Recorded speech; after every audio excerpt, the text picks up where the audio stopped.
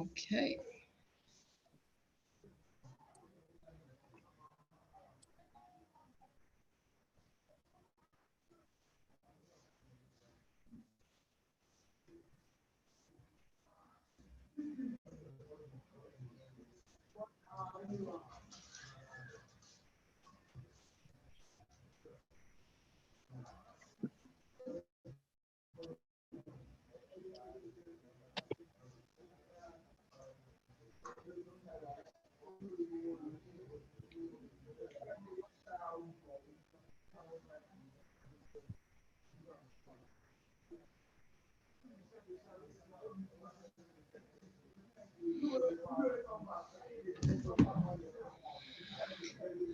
Okay. All right. So we're live, and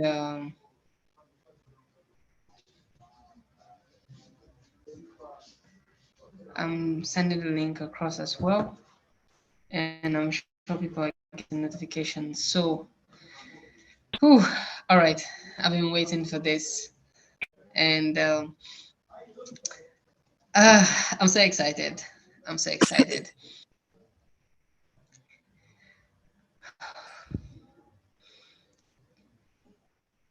All right. Good evening, everyone. Yeah, it's exactly 8 o'clock, and 8 o'clock Nigerian time, actually. And I'm so glad to be here. I believe you can hear me. Just in case you can't hear me, please signify, just drop it in the chat or anywhere, and I would get it ASAP. Right. So yeah, welcome to this live session with Mr. Adesomi Adebumi, and I'm just gonna start by quickly saying a couple of things, right?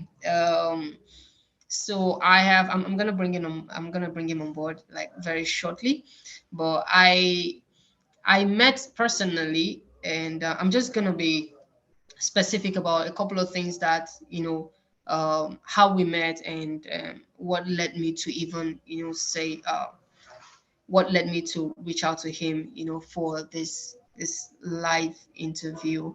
2017, and when I met him, back in Ibadan, it was a very, very interesting time, right? And it was at the time when I was really, really craving knowledge. I was craving knowledge, and when I met him, to be honest, I was not disappointed.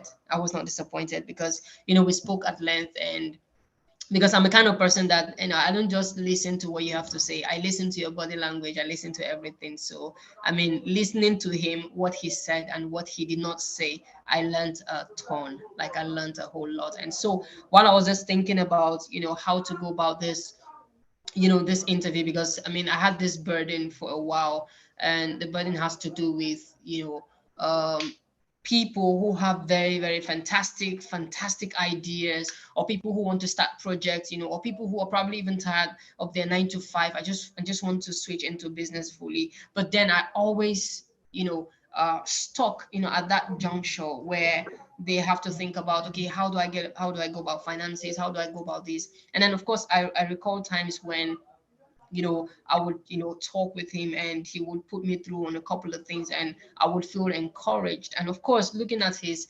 bio, right, very fantastic, and coupled with the fact that he not only has the theoretical knowledge, he has practicalized it to the point of becoming a co-founder of a mind-blowing fintech, right? That is, about to unveil, which is PatchPay. So, I mean, I just thought about that, and I saw that he was the best fit for this particular interview. So, everyone, welcome with me, Mr. Somi Adebumi. You're welcome to this session, sir. Good to have you here. Hi. Yeah, thank you so much for having me, Stephanus. It's I listened to all you have to say. I have to say that you are rather too generous with your words, actually. But yeah, it's been exciting times, hasn't it? Exciting times, and I look forward to this. Yeah, I look forward to having a good time here live with you. Thank you so much. So I've done a couple of videos where I talked about this interview, and one a couple of hours ago where I also talked about you. But I mean, I would like our viewers to get to know you, by hearing from you directly. So do you mind, sir, doing us the favor and just sharing a bit about yourself? Okay, that's literally putting me on the spot, right? Um, yeah. Well, I think you've done a brilliant introduction already. Sometimes I wonder if that's even me. But yeah, I'm just someone in a nutshell. I'm someone who has been, shall I say, infatuated in about solving problems. I don't think that um, with everything that we have going on in the world today, we should not be an additional problem, right? To what we have, right? So it's always been my thing to look around me, find exactly what are the problems around, because like we often say in Nigeria, right? Problem no dey finish, right? And Problem. the, Yes. the the truth is that you would, um, if you look around you, there are so many avenues for you to solve people's problem. It's about bringing ease to people's life. Everything in all, it doesn't have to be business. It's all about creating impact, isn't it? It's being impactful, creating value. So that's who I've been all along. I'm a business economics and finance analyst. I've been privileged. I've been so fortunate to have been able to run a couple of businesses, sit on boards, be consultant to companies, to corporations, and yes, and that has taken me to where I am today. And in the course of doing all this, I especially whilst consulting with a number of businesses, you start to understand what their pains are, what their problems are, and I think early on, and again leveraging my academic and professional experience, I realized that those things that people within your network keep talking about as a headache for them provides you an opportunity of a market, in terms of solving issues for them, because there's a reason why they keep talking about it. And that's because they're looking for solution. And Yes. so aptly put in one of the contents that your firm put together for the purpose of this thing. I think the first thing I said is that in that content is that the problem of too many of us is that we are problems, not just being focused on problems, but we are problems ourselves and not necessarily problem solvers. So if we do more time thinking about solutions to problems, I think we would be in a better place. And so that's who I am in a nutshell. Just when you see my face, just see me as a problem solver, in my areas of specialty. Okay, thank you so much, sir. All right, so I'm very sure that I'm just going to kickstart with the questions, right? And I'm very sure this is one of the questions that has been burning in people's heart. They would really want to know. So, when it comes to starting out, right? When it comes to starting out, you want to start out, you want to do a business, or you just have this idea in your head and you want to execute, right? What would be the first, because I mean, again, like this interview, right, entails um funds, finance is like the one of the very first things people think about. How do I go about it? How do I get this business or this idea I want to kickstart with? I don't need anything less than, say, at least 20 million naira to kickstart with it. So at that point, the idea just dies down. And uh from my little knowledge, and of course having worked with you, especially of recent, I got to know about PatchPay Solutions, which happens to be a fintech brand, right?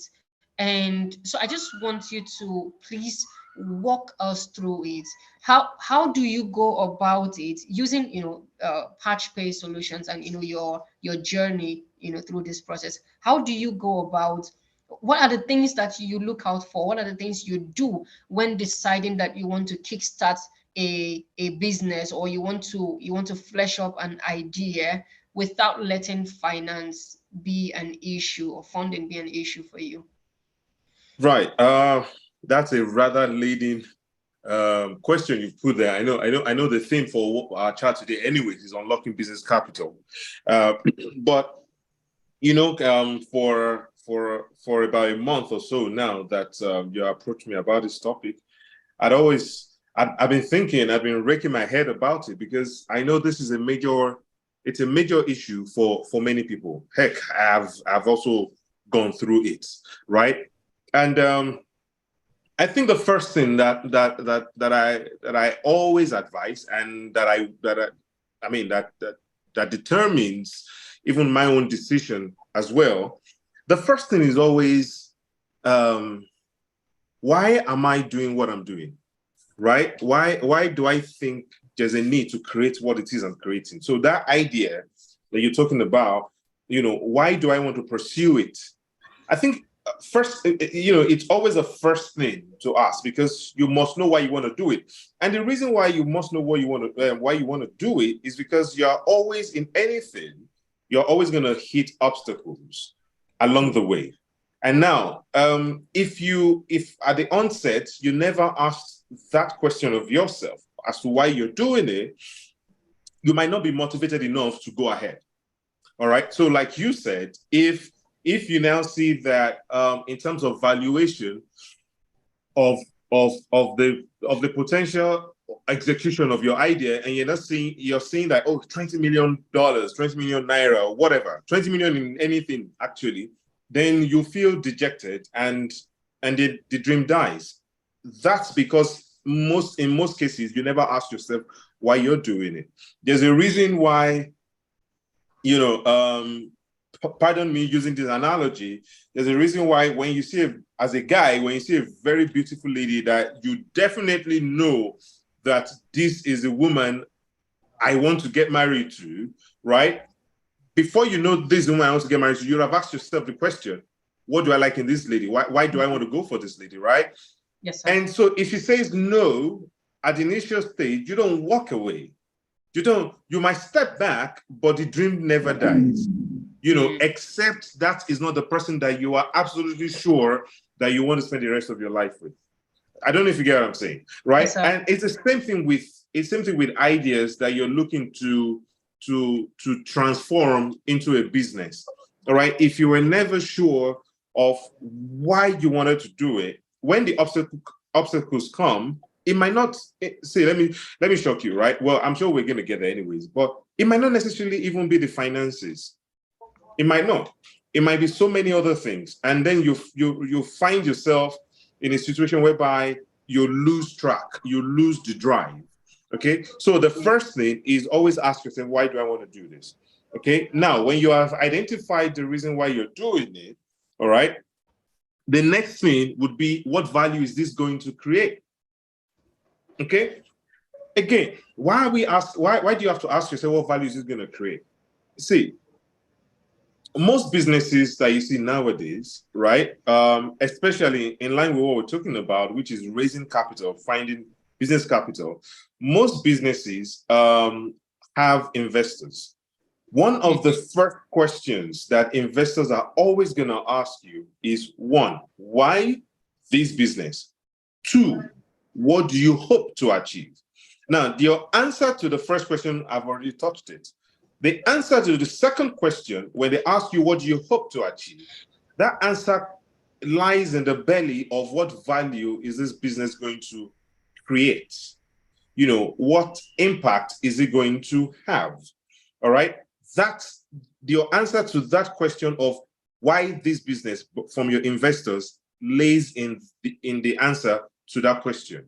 All right. Which is, what value all right, am I creating? Again, this doesn't just only help you in terms of finances.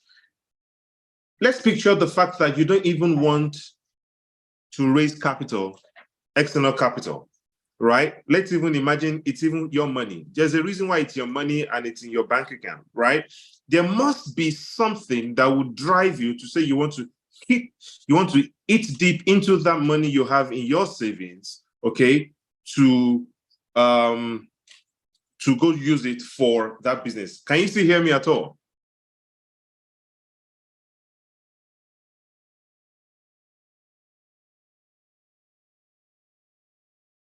I don't know if Mr. Finance is still live on. Anyways, I'll go on. It's probably network issue, and you'll go back. So I'll just go on answering your question. So yeah, so that second thing is very important, which is about the value. Okay, now with using PatchPay as an example, in terms of how you get there. Again, it's not because PatchPay or myself and my partners, it's not because we are sitting on a large pool of money. Contrary. But like I said, it's down to, you know, what our drive is, you know, what we hope to achieve. And that leads me to the third thing, which is you then have to ask yourself, what kind of company do I want to create? Okay, am I looking to creating something that some of us call an evergreen company, or I'm looking to get investors in? Because again, one of the things you have to realize is it's not every business, okay, that requires investors. So this is why you have to understand what scope or what exactly it is you're trying to achieve. I think okay, I just saw a message that Instifinance left the. I'm sure it's a network. I'm sure it's a network issue. Anyways, so but I mean, I'm sure other people are online. So let me just go ahead, and Instifinance will join us. So that means I'm you guys' host right now. I'm your host, and I'm your guest. Okay, so identify the scope of your business. That is, am I creating an evergreen, or I'm creating a business looking for an investor? What do I mean by an evergreen? An evergreen can mean a business where you want to grow it organically and you want it to be a lifelong family business, so to say. That is, it's run by you, your partners, or your family along the way. Not everyone has to be invested in by venture capitals and the likes. Okay. Now, talking about venture capital, which again now is the next type of business, in terms of you're looking for investors, you raise funds, you raise external funds, you know, in various ways. One, you can raise external funds, okay, through bank loans. I know most of you are not on this YouTube program now because you want to get bank loans. I know most of us now are attracted to what we hear about most of the fintech companies today, especially those that we're having in Nigeria now, and also having one or two unicorn companies already in Nigeria.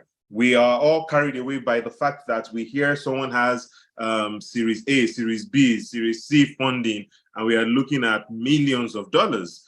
And I'm sure that's what many of you want, all right?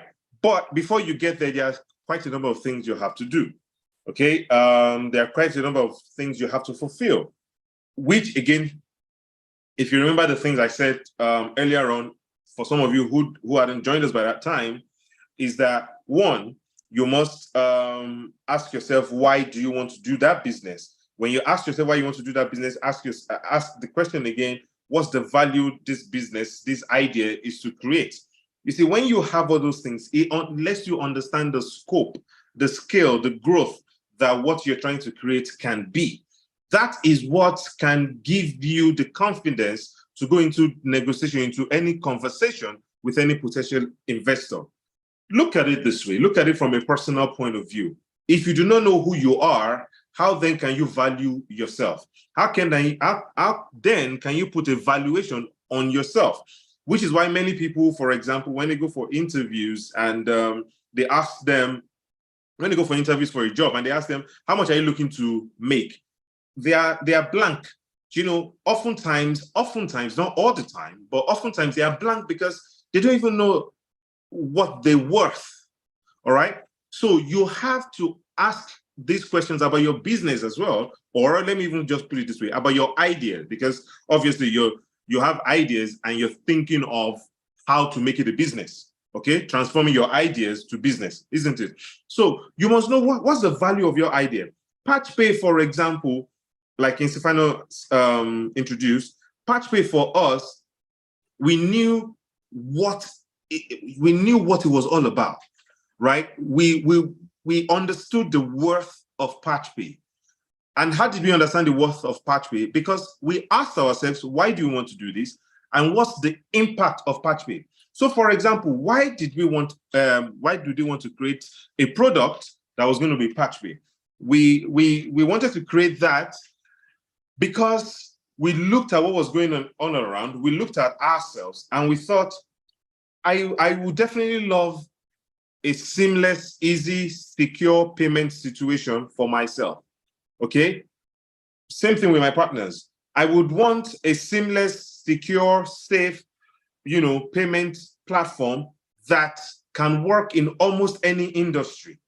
All right. So I'm not just struck by, or I'm not just stuck with because I want to buy a pair of shoes or because I saw this nice piece of clothing and I want to buy it. No, we looked at a why for what if I want to do something in waste management? What if I want to do something in car sales? What if I want to do something in travels? What if I want to do in tourism? What if I want to do something in energy generation? How can we create something for that? That was a why for us. All right. Then we went on to what value is this going to have? What impact is going to have?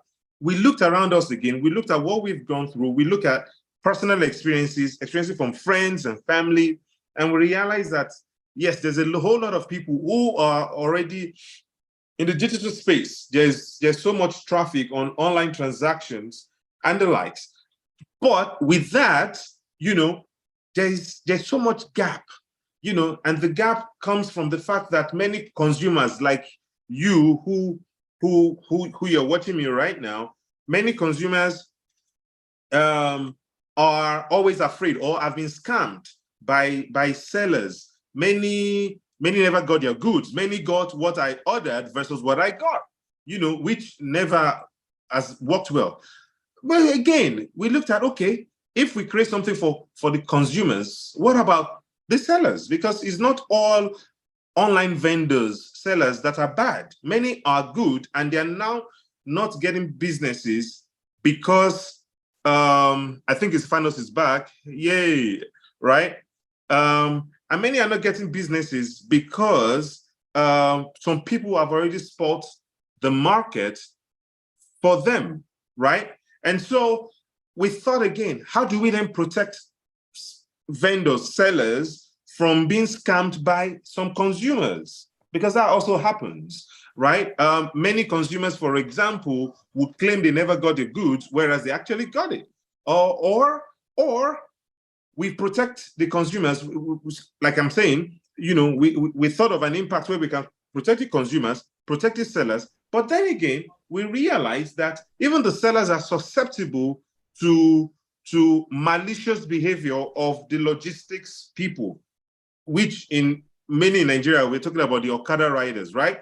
Many of them actually run away with their goods. So again, we have to think of what value we can create in that aspect. And that's how we came up with the product we now know as PatchPay, which through its escrow system now holds money on behalf of people, of both consumers and the sellers. And at the same time, because of certain things we have put in place, all right, it also helps the logistics to realize that, hey, I cannot run away with this person's goods. Okay, so that's how you create it. Now, when we know that we have created something like this, do you think we do not have a level of valuation for it?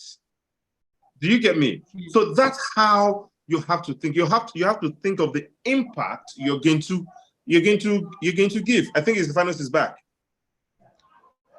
Yes, I'm back. Hey, I'm back. Thank God. I've been both host and guest.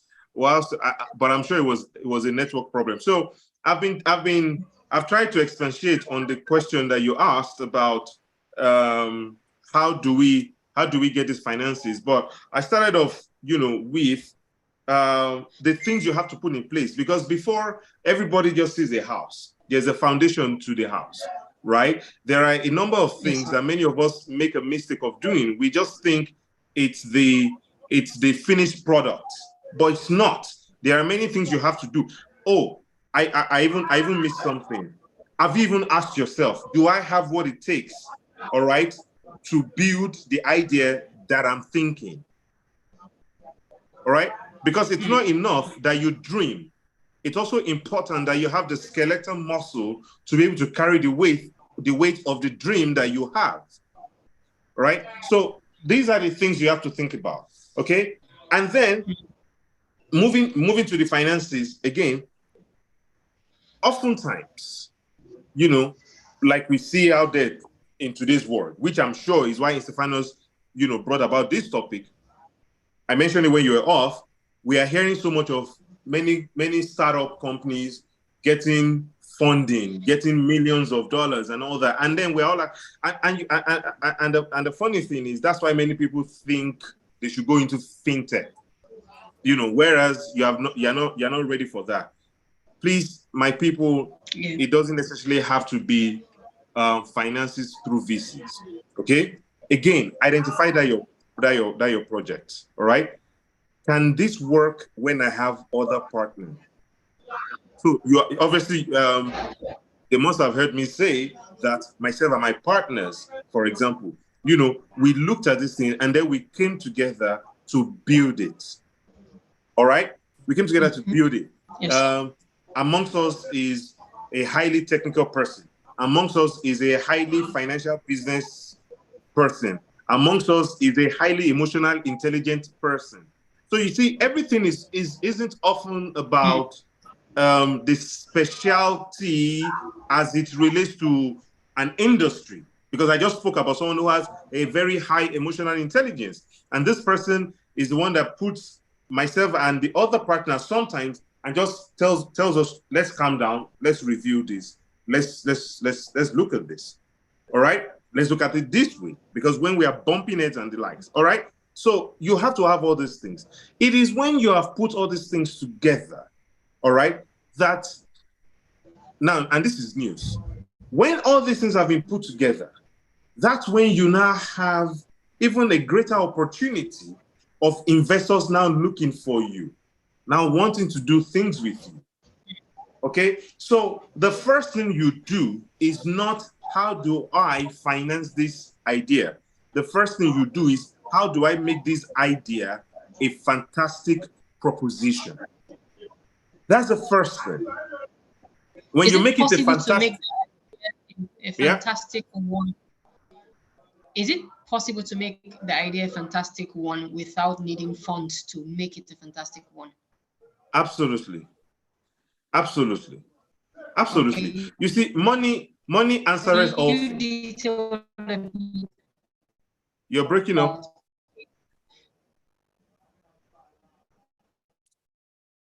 Come again, please.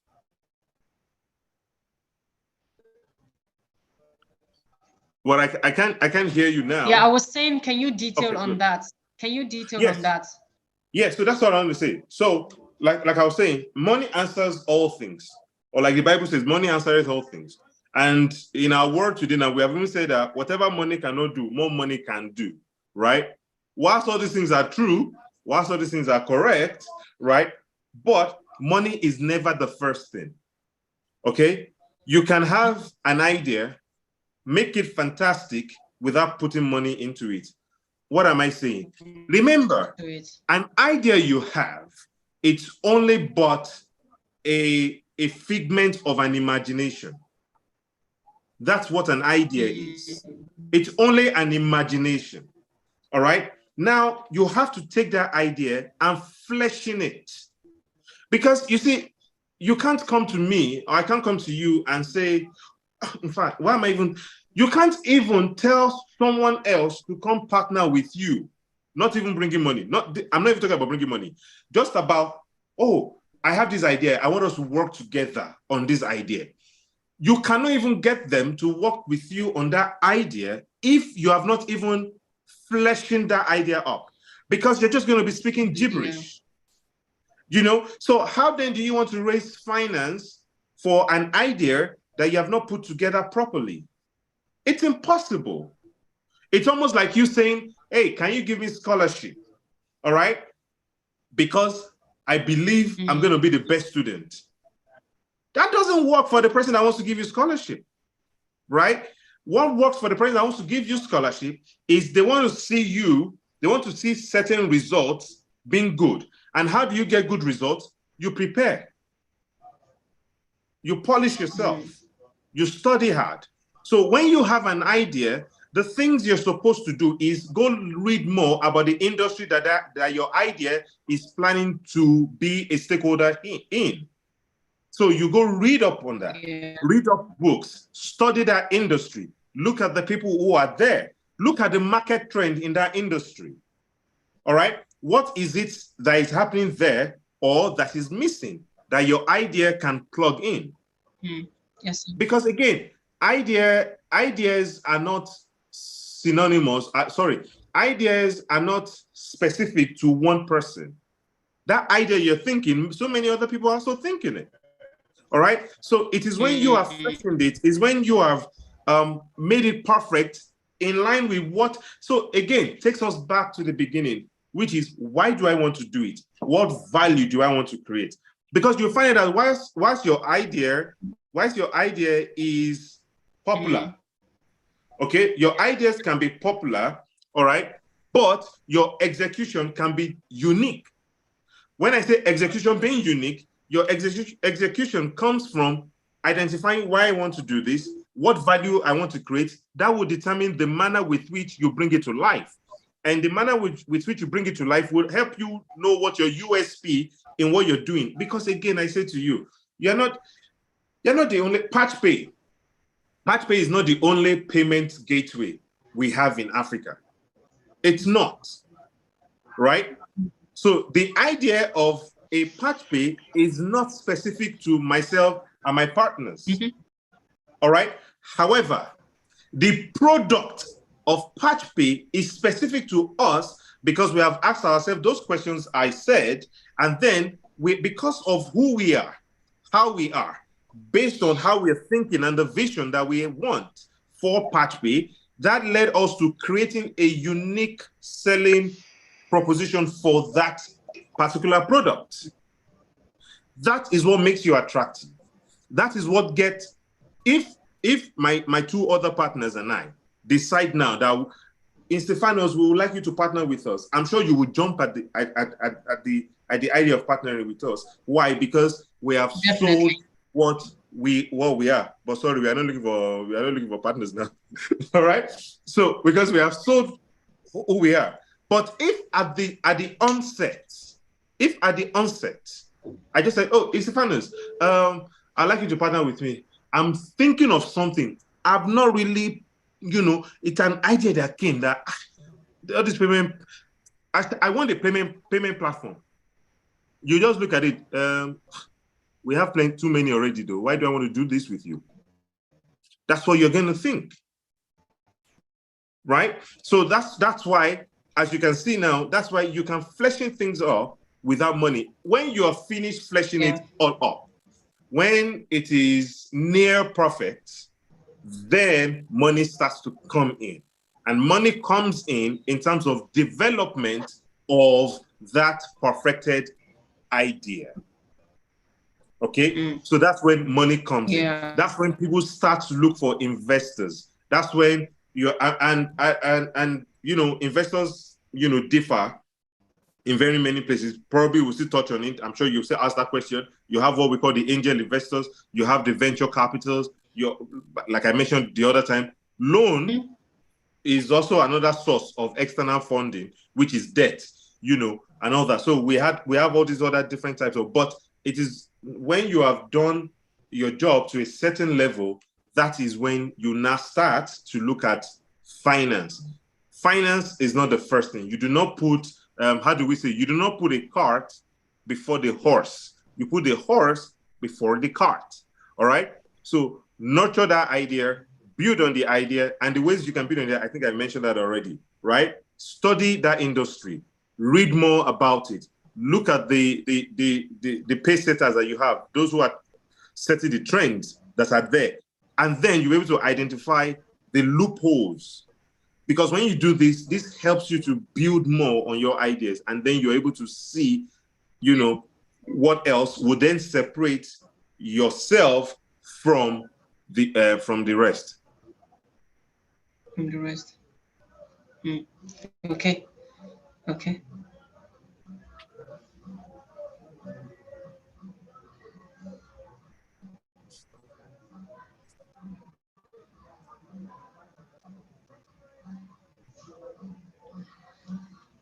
All right. Okay, so I'm just going to shoot with a question, and that's coming from what you said a few minutes ago, or rather seconds ago, right? And it has to do with let me know, please, if you can hear me. I can hear you. I believe you Yeah. can hear me.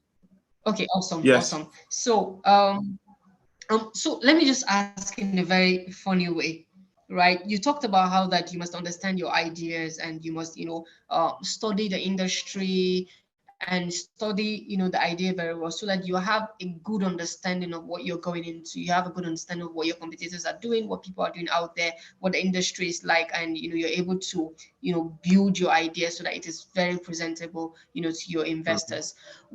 Aside from that, or let me put it this way, what are those three things, right? Three things that Okay.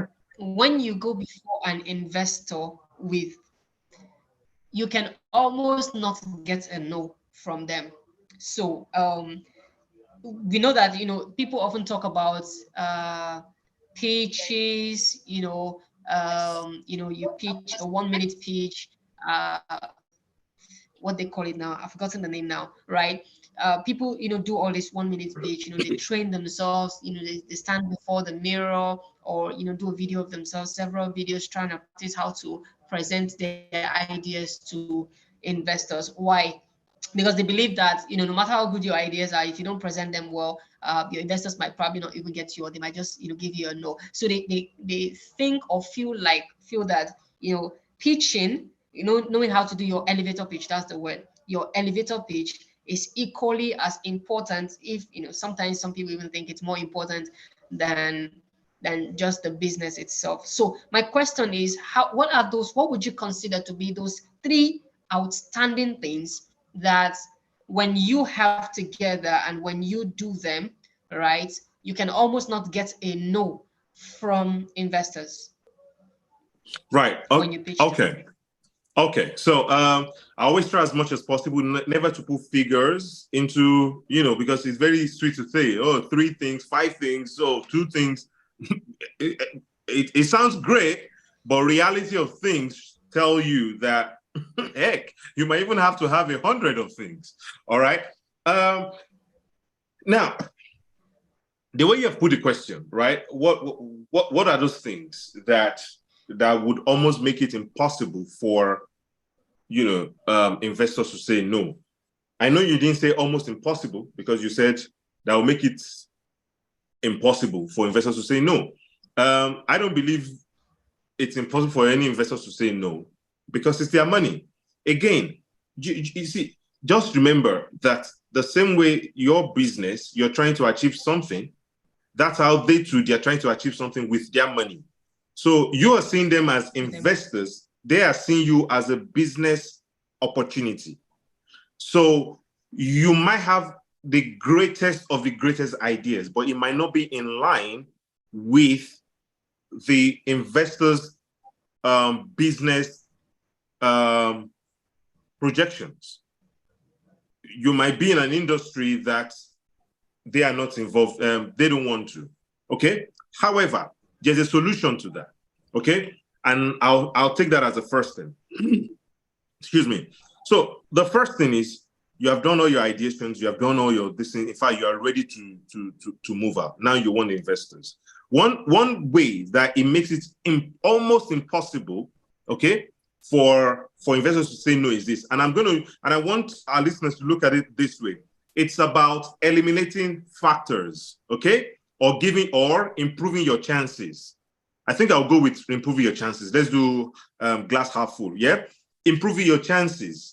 Okay, so one of the things you have to do to improve your chances is, again, one, now that you have identified the value that you're going to create with your company, the next thing for you, if you're looking for investors, is to identify the type of investors that are often interested in the industry that you're working with. All right. So again, that's what many young startup owners, founders, ideators do not know. It's not just about, oh, I have a great product. You improve your chances by doing substitution and elimination for potential investors. What do I mean by this?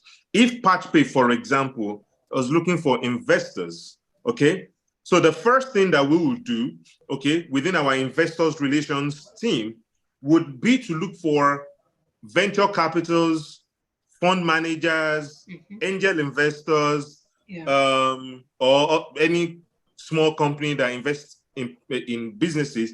So what we'll do is to look at a pool of those people and then identify the ones who, over time, all right, seem to take an interest in payment solution companies. Do you get that? So that's the first thing you do to improve your chances, okay? That helps not to get turned down, because at least they sit up. Because when they see you, now they sit up. So it's not enough for you to go meet, for example, JP Morgan Asset Management, okay? You have to identify whether JP Morgan Asset Management, your venture capital, seems interested in the industry that you are serving. Okay, that's the first thing. Okay. You have so you would have eliminated a number of potential investors, and then you're not left with investors who normally, okay, in line with their own business projections, are interested in your kind of industry. Okay, so that's the first thing. The second thing, okay, is having done that, all right, you then do a further check on them, all right, and see, because all these investors do, you'll be amazed. They also pitch, and they pitch by what they write in terms of description of their companies. So then you see them. You'll find some investors are only interested in companies led by females. So if you have a company, if you have a company already, so I'm giving you expo here now, anybody that is listening. So you might have an idea. You as a guy might be the one that came up with the idea, and heck, make a woman the CEO. You know, because you might just find a number of investors, you know, who seem to be interested in your industry, but they are women supporting women. Sadly, we don't really have most of men supporting men investors. All right. So that's so you can see how you have to really look into the things that are common with your company and potential investors. Okay. So that's another way, all right, that you can eliminate or improve your chances.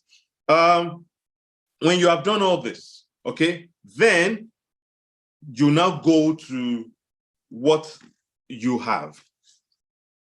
Advice to every founder, anybody looking for investors is this: from day one, always get your books prepared. All right? Investors are going to look at your books. Now, what do I mean by books? You might have expended some little money. That's there. That's important. However, there is more focus on your forecasts. So when you're talking about elevator pitch, it's not just about what you say, but what you can back up with. All right. So they want to see your forecast. If your forecast is not looking too great, why would any investor want to take a chance on you? Can you still hear me? Yeah. Right? Yes, I can. Good. So investors will never want to take a chance on you if your forecast is not too great. Now, which means that you must have had to do a lot of your number crunch when you're doing what you're doing. Okay? In the process of you doing what you're doing. Again, this goes back to the second thing I had mentioned.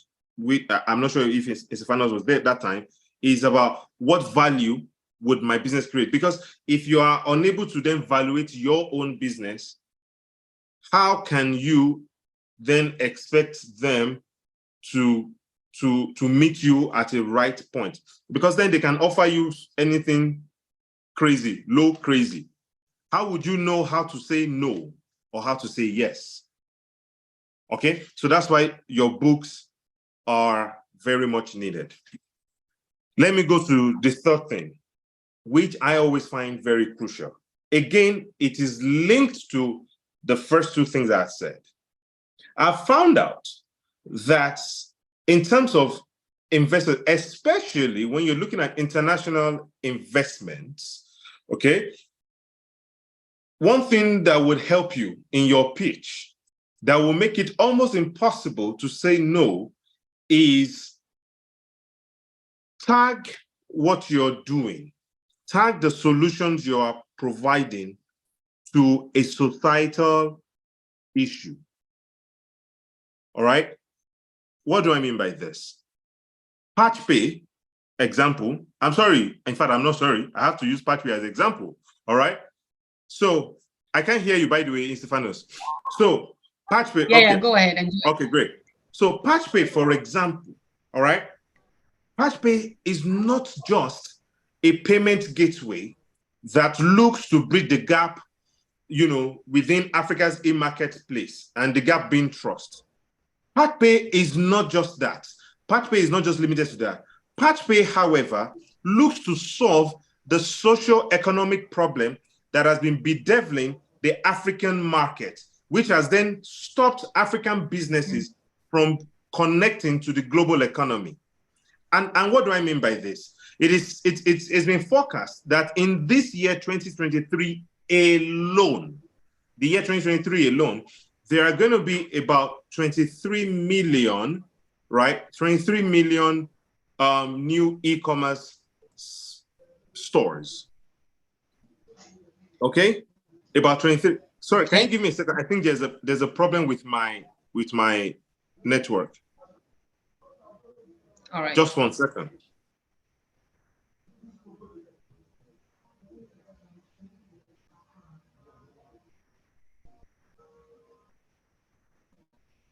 Yeah, so while Mr. Somi takes his time to sort out his network, if you have any questions, please feel free to drop it in the chat and we will follow up with those questions to ask him. Thank you. And by the way, thank you so much for joining, and thank you for still being with us even till this very point. And I hope that you're getting value out of this, because personally, I definitely am. So yeah. And welcome back, sir. So I'm Please sorry go about ahead. that. Yeah, I'm sorry about that. I could see that there was a drop in the network, so I just needed to switch. So yeah, where was I? Yeah, so PatchPay, all right. PatchPay is so much more than just being a payment gateway, than just bridging a gap. It's been designed to solve a socio-economic problem. What is the socio-economic problem, right? We have Africa today, okay, that business, you know, first and foremost, unemployment rate is so high, and people, especially Africa, that is youth-based, you know, because a larger proportion of the population of Africa is actually more of youth. And these are people who are economically, I don't want to use too much economic terminologies, but these are people who are able to work, can work, and willing to work, but cannot just find work. All right. And then because of the youthfulness, they have created a lot of creativity. Many people are going into entrepreneurship. Many people are going into the creative industry and the likes. Okay. However, all right, we looked at a situation. My partner and I, before it was called PatchPay, right, looked at a situation whereby it was bad enough that the economic environment wasn't good for businesses, for people. The few who then strive to get their business going, all right, to get their business going, are now not making enough sales again. Not because of any fault of their own, but because consumers do not just trust them. Which makes it so sad that in Africa, we have majority of people who rather believe if they order things from Amazon, for example, they are guaranteed to get their goods. Whereas they have a neighbor, when I say neighbor now, I mean they have someone in another state or even in the same state, but in many streets across, who is selling the same thing, but they just don't trust that person because they are not sure that their money would be, the value of their money will be guaranteed. Whether you like it or not, what this is creating is it is stopping the growth of our wealth creation as a continent, and in Nigeria, for example, in particular. All right? So that's why it's an economic problem. It's a social problem because there's a lack of trust that is happening. All right? And that's why PatchPay serves to solve a socio-economic problem. When you create ideas, all right, when your business is being pitched to investors, let them know you are not only just thinking about profit, but you are providing a solution for a societal problem. You have a higher chance of getting investments from international bodies when they see that, one, you will create profit, but two, you would also be solving some of the things that we, for example, have in these sustainable developmental programs. All right? And that's why you will notice nowadays, there's more funding available for companies who are into the green energy, basically the circular economy. Nowadays also, reason you see a lot of investment in fintech companies is not because it's financial technology company alone, okay? It's because they are targeting fintech companies that are solving societal problems. And that's why you see a fintech company or a startup company into mobility in Nigeria, and then they are getting loads of funding. Why? Because the mobility is solving a socio-economic problem of people moving from point A to point B without so much hassles, so that it doesn't affect their business activities. All right? That's why you see funding for payment gateways that you have today, because again, they are bringing ease to people, creating easier payment channels for them, such that their businesses are not held back. All right? Why is PatchPay highly valuable? Because we have looked at all those things and we have said, hey, it was not even enough that your mobility company is making people's businesses work well. It's not enough that you guys have created payment solutions for quick business transactions. You also have to consider the fact that all these things are not working properly yet because people's monies are not well protected. And that's how PatchPay was able to. So if I was to, my elevator pitch to anybody, for example, about PatchPay is the fact that it safeguards your transactions, ensures that your delivery is 100% efficient, okay? And if anything goes wrong with your product, you are guaranteed value of your money because you can get your money back. This is not them say, So, right? Because we act as a trust for two parties. And we have considered all other variables around them to ensure that everyone adheres to your business agreement. Okay, so that's how you create something that makes it difficult for investors to say no. Not because they cannot say no, but it just makes it more difficult. They just look at, okay, this is more something difficult. that we can take a chance on. This is something we can do. So More because I you've think I ticked the think I think I boxes. think that More answers that. because you've ticked the boxes. Yes, yes, yes. That's very. Thank you so much. Our time has been fast spent, so I will just rush with a couple other questions, right? Um, so I'm gonna paint a picture, right? Let me use me, right? So for instance, um, I have this idea, this mind-blowing idea, or I just want to start something. I've always, wanted to be my own boss, work for myself, or maybe not necessarily so, but I just gonna benefit the world, just like you said, it's gonna be of societal value, right? But the thing is that while I may have this idea figured out, right, I don't necessarily have the funds to kickstart with it. So I'm thinking that maybe I should get a job, right? And then while I'm working, I'm just gonna start the business, or while I'm working, I will be funding this idea or this business gradually, or or maybe I should not even work. Maybe I should just try to see the little I have, and then just bring it together and start, no matter how little it is. What would be your position in this case? Would you say, get a job, right, and then start from the very scratch without looking for a job, or I should just start from the very scratch without looking for a job, or I should get a job and save enough, then later in the future I can then go into it?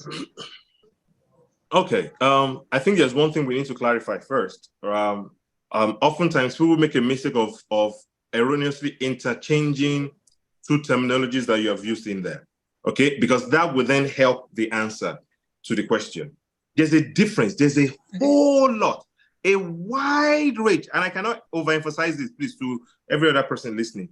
There's a wide range of difference between idea and business. Wide range. All right. So if we are talking about, do I get a job? Do I leave my job? Do I do to pursue my idea? Or do I get a job? Do I leave my job? Do I do to pursue my business? They are two different things. All right. And I've mentioned how that can be, because an idea is only an imagination. And there's a bridge, there's a gap between imagination and execution. All right. And the execution is what brings about the business. So I would assume your question relates to running the business, or or that's why I said you have to be clear. Or are we talking about, I have this idea that I've been building this idea together to a point that it can be a business. Do I get out of my job to then start to execute that business? Okay, whatever the case is, right? One, there is no business that you cannot start while still being in a particular job if you already have a job. The problem many of us face is we think the business has to be massive immediately. It doesn't have to be. Every big business today started off as a small business. Every big business today started off as a small business. It's all down to scaling up. All right? You scale up as time goes on.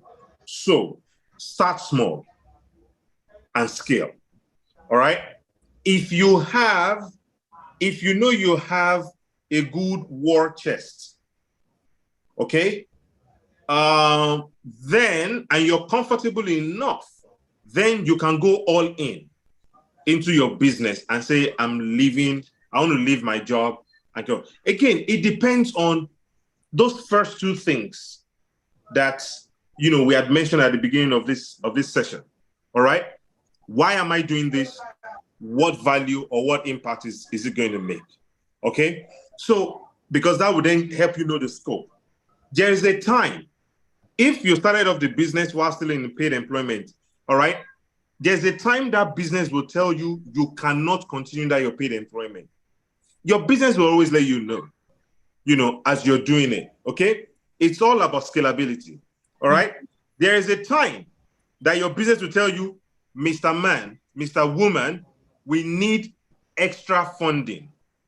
Again, this is now where extra funding might be, I pick up a job to support this, or I pick up an investor to support this, okay? So there is never going to be a right or wrong answer when it comes to running a business about, do I leave my job to get this in? You see, that's why the books are important. The figures of the business, that is the income over the expense, will let you know what's going on. So the business at every point in time would always let you know how fine or how not so fine it is. And that's what will lead you to deciding how you then put in funds, okay? But for anybody who is listening, because again, there's so many motivational speakers out there who, how do they say that thing again? Aspire to perspire in order to inspire, aspire right? To expire to acquire, before you go and expire, right? I'm not going to say to you, leave your job and go do the business and go, because I am very sure before you can leave your job, have you carried out all empirical studies as to the growth of that business? Do you know what the projection is going to be like? Do you know what your market audience, your market trend is going to be? So why would you want to go and leave a good paying job and just go transfer all that into your business when you have not done proper due diligence? Please hear me and hear me well. I am not saying you can't. I'm saying before you take that leap, all right, make sure you do proper diligence. Do your proper, and diligence is not just about asking, it's about carrying out studies for your business. What's the growth forecast? What's my competition? Without this funding, from my paid employment, what would happen to my personal finances? So those are questions you have to ask through studies where you get your answer. All right. However, some don't have any job right now. Okay, they are not in any paid employment. They're not doing anything, but they need the money and they need to do this business. They are the people I'm going to say to. You don't have to wait to get a job before you start the business. All right, start it, but start it small. Scale it. All right. When you start small, then bit by bit you start to build it organically. All right, start it. There is nothing you're creating that does not have a unitary cell. Start from that cell. Okay, start from that cell. You might be making just a sale of 1 unit of whatever it is. It is still a 1 unit sale. And guess what? You're gaining experience from it. Start it. Okay, so don't wait till government or whatever creates an employment before you then do something. Start it. And for those who are already in paid employment, take a good analysis before you take that jump. Again, whilst you are doing that job, that job should not stop you from starting small with your business. Don't say, because I'm in a paid employment, then I cannot do this business. No. Start it. Start it.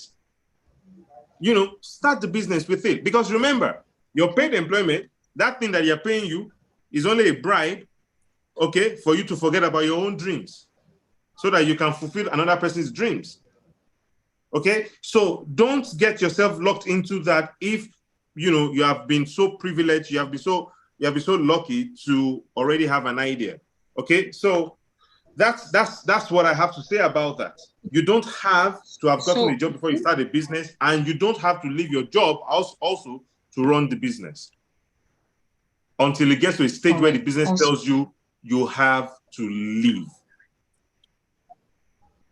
okay. Thank you so much for that. Real quick, I think this is even going to be like my last question, right? For someone who, okay, let me just ask this question. So I usually hear people, talk about their successes, and of course, we always want to listen to people talk about their successes, right? But the truth is that I think that, and this is a bit um, psychological, that we tend to relate a lot with people when they share with us their failures, in quotes now, when they share with us their mistakes, because sometimes we, for instance, right, we can almost easily see you as high up there, um, co-founder of PatchPay Solutions, and we're like, wow, but when you, so what I want to say is, can you share with us, some of the things that you probably have done in the process of building PatchPay Solutions, or any other thing that you have worked on, so far so good, where you have probably made certain mistakes that you now know better, right? What are the things that you would probably do better now that you know? Because again, we entrepreneurs are full of, I mean, you must have seen a lot of videos where you see where they say first year as an entrepreneur, and then you see the person, starting, all energized, and something just comes and hits him or her, and then the person just goes flat, and you're like, whoa, I never saw that coming, right? So we all have these tendencies to make mistakes, and we're all going to have. So what are those things that you did, or mistakes, things that you probably didn't do right, that you know better now and you would do better if you had another opportunity? I guess that's going to help, some of us out there. Yeah. So the funny thing is that most of the things I've actually said at this session today has been me leveraging on experiences, life experiences, either through PatchPay or through so many other things that I've done. I will start with this, and I love the fact that you said, "Oh, what's it called again? Co-founder PatchPay. Oh, nice. I want to be that. I want to." Number one thing. Okay, it's all rosy. It all sounds cool, and I'm sure one of my partners would be on this right now, and what I'm about to say would make her laugh. I shared this also in a program I was some days back. When I tell you to start small, when I tell you to scale, all right, PatchPay as you have it today is something that we've actually had. It's been in our pockets, literally, without us knowing, because we did not scale properly. It's been with us for this 2023, right? It's been with us since 2011, and we didn't know. And that's because we saw it as a small unit of a bigger thing. And then we're focused on the bigger scale. All right? Until mistakes, until some failures, some hindrances opened our eyes to see, wow, we've had gold, we've had diamond, we've had precious stone with us all along. And well, trust me, all those payment platforms that you have today, all those payment platforms that you have today that you're reckoning with and the likes, they were not even near ideation when we had the system that has birthed PatchPay. But even we did not know. Why didn't we know? Because we're focused on the bigger thing. All right. And I joked some days ago that if only we had started off on this smaller scale, I would have been a billionaire right now. Right. So that's and guess what though? Guess what? Again, my partner, I'm sure she'll be happy to hear this. I am proud we made that mistake. I feel proud today that we made that mistake. And why do I feel proud of it? Because the product we have today would not have been as perfect, would not have been a unique solution provider if we had done it those many years ago. And we might just have been one amongst the bottom. But today we stand alone. PatchPay, I'm so proud and confident to say that PatchPay stands alone in what it does now. Because how do you get a product that can instill confidence, beyond boundaries, beyond market boundaries, globally? All right. If you have not gone through some mistakes, and there's been failures. Please, if you see anybody who hasn't failed, who claims they have not failed, run away from them. All right, because failure gives you experience of knowing how not to do something again. Because if you have not gone through that, you would not know what to do next. Right? Yeah. So it's not a rosy, it's not supposed to be a journey filled with cool weather or a bed filled with nice thornless roses. Okay? It's got its roses, but it's got its thorns. And we have been through it. And even presently, I can tell you for free that a minute into when we're even going to start this, I kept getting notification. My partner was neck deep in work trying to solve some things, because I could see the notification doing that.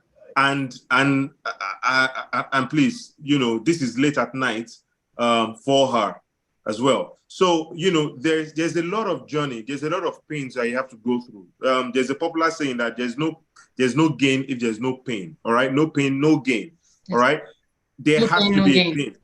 Yes. There's a pain in the whole thing, but the pains are good pains. They are sweet pains because they are the rigors you go through to get the very best.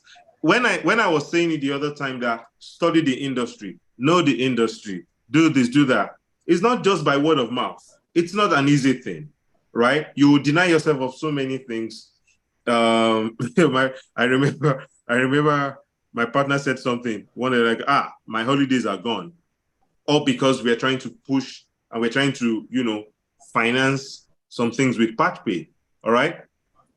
You will have to deny yourself of so many things. So many things. All right. To get in there. So it's not an easy peasy thing. It's the titles and co sounds nice, but I can tell you for free now, anyone that is listening, again, you will notice I keep saying my partner and I. Oh, one of the things you have to look out for, we're talking so much about finance, all right? But the things that always set you apart, and this me digressing, is identify the right set of people to partner with in bringing your ideas to life. Okay. See, some people say that you're a function of the five of the, I don't know why they put a figure too, but you're a function of the 5 people that you spend most of your time with. All right. Look out for, Isfanas, can you still hear me? Good. Okay. So look out for the right, it's not partnership because you are friends with the person. It's not partnership because you are family with the people, right? It's partnership because you have shared vision, shared traits. Yeah. All right. And then identify areas where they are stronger than you, and you are sometimes also stronger than them.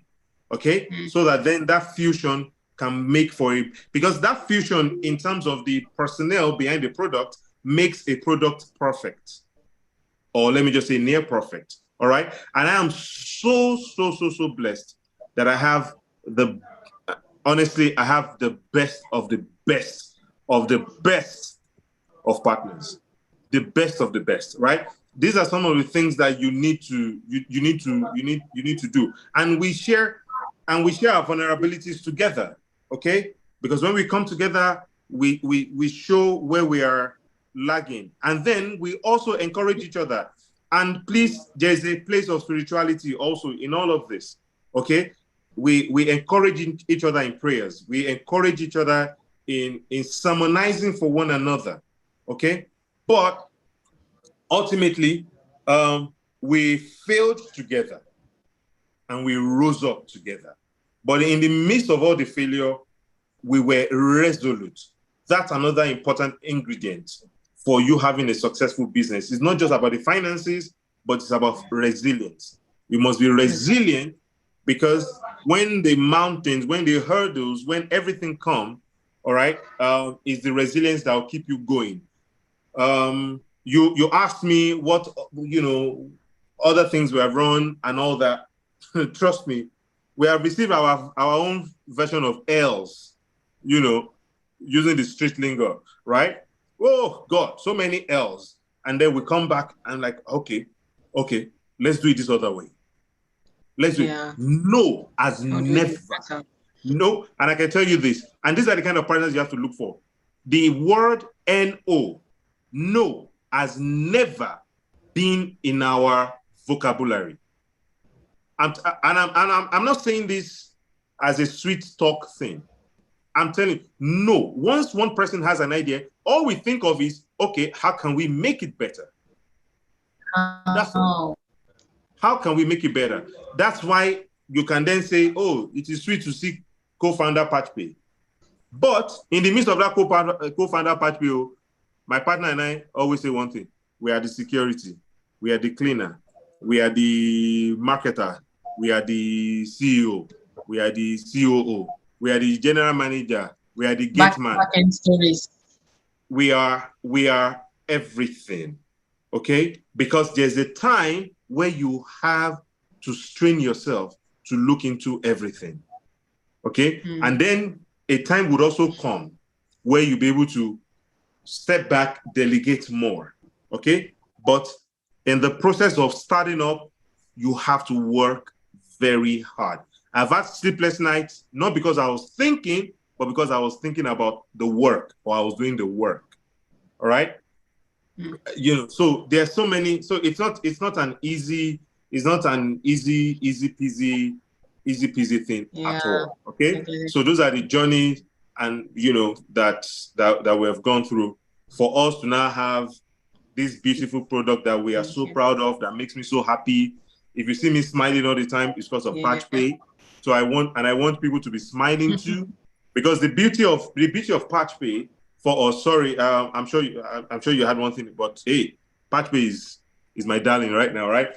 The beauty of PatchPay is that even some of you that are listening to us right now, PatchPay can even partner with you in whatever it is, because you shall want to make money. They will shall pay you. Come and use PatchPay to make your money, right? Because we are a business to business company, a business to customer to consumer company, and we're a B2B2C, which is the business to consumer, right? So we are there to serve you in everything you do. Security awareness, is top notch with the process, the authentication processes we have put in. I mentioned the other time that in 2023, 23 million e-commerce stores are bound to be open. All right, that's a market. So for you ideators, founders listening to us, that's already a market plug for you guys when you're thinking about solving something. All right, because these people, PatchPay has solved a part. You look for the part that you want to solve, right? So that's a market for you. You look into it, and and so through PatchPay, you go beyond borders and all that. So, hey, that's my story. Thank you so much, and that's how you can make success of whatever it is you're trying to build. Thank you so much, sir. Really appreciate you. This has been a very very very productive one, especially for me, and In fact, I've been getting chats, from people saying this has been productive as well. So this is not just coming from me. And of course, the YouTube chat also is saying it all. So thank you so much. I would have loved to really, really ask some more questions, but I mean, time has been fast spent. And again, would like people to also, go through this video later and, just watch, because personally, I'm still going to go over this again, so as to learn more from this, because one of the things I've come to learn over time is that, you can watch, you can attend, webinars, seminars, conferences, and you step out of that place and you forget a lot of the things that you've learned, but when you go over them over and over and again, that's when you get the real juice out of it. So that's what I'm going to do. Having said that, I've really, really learned a lot today. I mean, one of the last things you touched on, that has to do, because you said something really, really fantastic, right? How that one of the mistakes you made was that, um, you thought you were starting something, something great, but later you realized that actually just a segment of that whole big picture was what you needed. And if you had known earlier, you would have just, settled for that, you know, aspect of that dream, of that idea, and just, focused more on it. And I remember my fiance telling me the other day that, because I always have this idea in my head, I'm gonna do this, I'm gonna do this. I'm always, thinking, let's not just start like this, just start with this particular one and grow in it first. Then later on, you can expand or move on to the next thing, and the next thing, instead of doing everything all at once. So yeah, thank you so much. That was really, really helpful, especially to me. I really, really appreciate. And again, thank you so much for Thank you very much for having me. Thank you so much for being a part of this live session. This means a lot to me. Thank you so much, sir. And thanks for your support so far, so good. Really appreciate. So yeah, Thank you so this much, is Mr. Finance. where we If I come may to add, an end yeah, for this. if I may add, please, because I mean I know many people have been here. I've been hearing me just say PatchPay, PatchPay, PatchPay, or whatever. So if you want to know more about PatchPay, visit our website. It's called www.patchpaysolutions.com, right? And so that's www.patchpaysolutions.com. And similarly, you can find us on Instagram, on Twitter, on Facebook. Basically, we're in, and LinkedIn. We're in almost all the social media platforms. And you might want to reach me as well. It's all right. Best way to reach me via my email. That's s.adebumi. So you can see my name is Somi Adebumi. So that's s.adebumi at patchpaysolutions.com, or on Twitter, Somi Adebumi. Instagram, just search for the name, the likes. You can, and same thing with LinkedIn. LinkedIn is more crucial actually.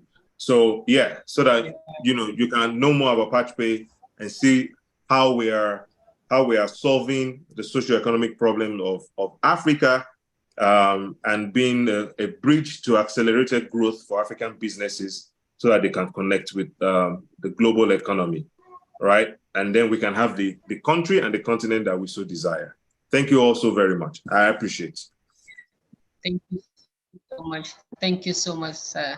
And guys, really trust me, this is not just coming from him. This is also coming from me. PatchPay is the next big thing. I'm not gonna say more than that, because I mean, action will speak louder than words, right? And when you see PatchPay in action, you would know truly that this is the next big thing, because it is solving so much. It's solving a very, I was thinking about it the other day, and I was just looking at how, magnanimous the problem we have on ground that PatchPay is coming to solve. There is a very serious, I mean, I was doing an interview recently. I just went to the garden. I was asking people generally, why do Nigerians, very interesting, why do Nigerians, go to the ATA machine, they press, for instance, 10,000 naira, and when the money comes out, they take this money and they begin to count it. Why? And you needed to hear several answers I got from people, several interesting answers I got from people. And what I was trying to establish was that there is the problem of trust in Nigeria, that of course it's a global thing, right? But in Nigeria, it's a very, very special case. I mean, one of the answers I got from some people was that In Nigeria, nobody trusts anybody. We don't trust the government. Why should we trust machine? Yeah. I mean, you're having an app here that is coming to solve this trust issue so that you don't have to bother anymore if your money is going to be complete, if your money is going to be, if probably your money will not be reversed or something. PatchPay just comes to, I mean, I wouldn't say more than that. Just watch out for PatchPay. I'm sure you will not be disappointed. So yeah, once again, thank you so much for being a part of this. Thank you so much, sir. Really appreciate it. God bless you, sir. And thanks to all our viewers. Do have a wonderful day. This is the point where we, bring close to this. Thank you so much. Do have a very, very great day, everyone.